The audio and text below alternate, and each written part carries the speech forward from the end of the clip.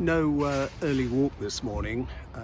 This is a Friday. I've decided to come into Bath and take up a story that I mentioned yesterday, the crumbling heritage of this place. Talking of places, I'm in Laura Place, and behind me is the Grade 2 listed Laura Place fountain. Now, that was not constructed at the same time as Great Holtny Street. It came a little bit later. It's named after the daughter, though, of Sir William Holtny, Laura, the heiress to his vast fortune in England and the United States. She became Countess of Bath. After this street was completed, the residents petitioned to build a column like Nelson's column in London to celebrate the great Admiral's victory at Trafalgar.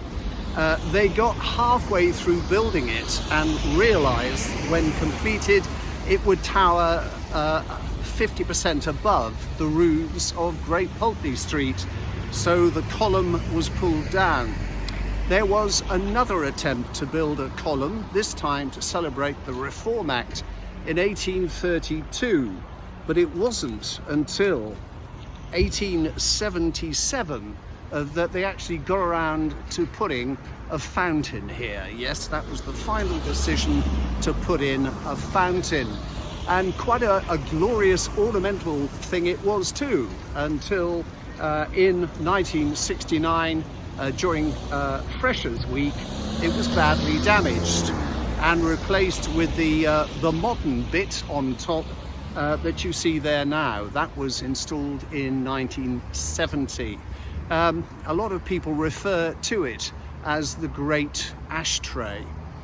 I think it's a great shame that something with such a history is in the condition that it is.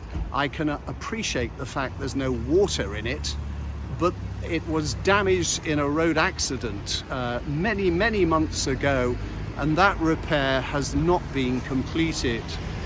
Walk over Holtny Bridge and you will see that the balustrade has also not been repaired following another road accident.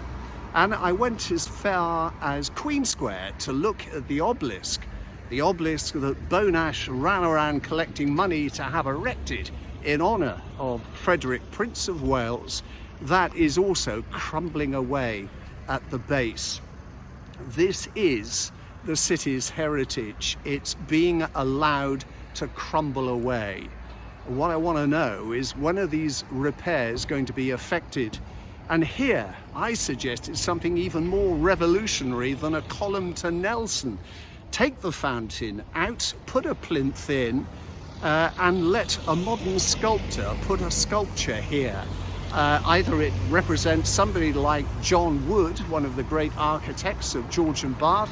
Maybe it's the place to put a statue to B&NES, or even more revolutionary, a statue to acknowledge the fact that much of the wealth that came to Bath and built Georgian Bath came from the plantations of America and the West Indies. What do you think?